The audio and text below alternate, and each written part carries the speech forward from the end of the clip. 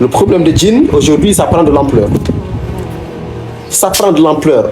Partout où tu vas, les gens disent que non, telle personne n'arrive pas à se marier, a des problèmes de blocage. Ou bien telle personne s'est mariée plusieurs fois, s'est divorcée parce qu'elle a des djinns amoureux. Dans le marché, tu vas, on dit qu'il y a beaucoup de gens qui ont des djinns là-bas. À l'école, on dit qu'il y a beaucoup de gens qui ont des djinns, les femmes font des crises. Alors que normalement, les djinns, ils n'ont rien à voir dans notre monde. En temps normal, nous et les djinns, on n'est pas dans le même espace, on n'est pas dans le même monde. Voilà, ils ont leur monde, on a notre monde. Mais ce qui fait que les djinns, ils laissent leur monde pour venir nous fatiguer dans notre monde. Parce que le problème vient de nous-mêmes. Un jour, dans l'histoire, allez, un vieux, il était en train de se promener, après il est parti, machallah, dans la forêt. Et du coup, il a vu un arbre.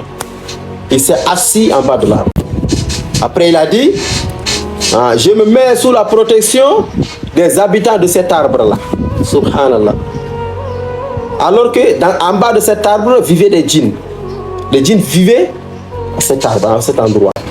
Lorsqu'il a dit cela, les djinns qui étaient là-bas, ils ont dit, ah bon, donc nous, les gens que nous, on a peur, parce que les djinns avaient peur des êtres humains.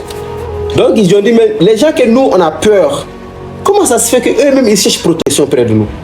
Donc, ça veut dire que c'est à ce moment que les djinns, ils ont commencé à pénétrer la vie des êtres humains et les fatiguer. Donc, quand tu vas chercher, la plupart du temps, les gens qui viennent se soigner chez nous, qui disent que j'ai des problèmes de djinns, je suis venu me soigner. Quand tu fais l'enquête sur la personne, tu vas trouver que c'est la personne même qui est allée chercher le problème. Soit la personne est allée chez un marabout, il a attaché ses gris-gris. Maintenant, ces gris-gris que la personne a attaché, qu'est-ce qui est mentionné dessus? On va te dire que c'est des versets coraniques.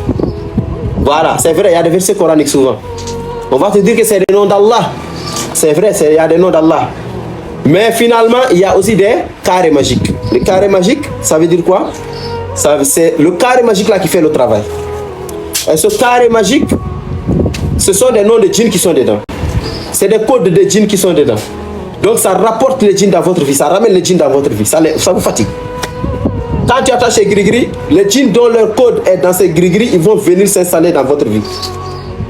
Si tu es attaché ça pour la santé, l'endroit qui te fait mal, ils vont enlever la douleur là-bas, ils vont le mettre dans un autre endroit, en l'empirant.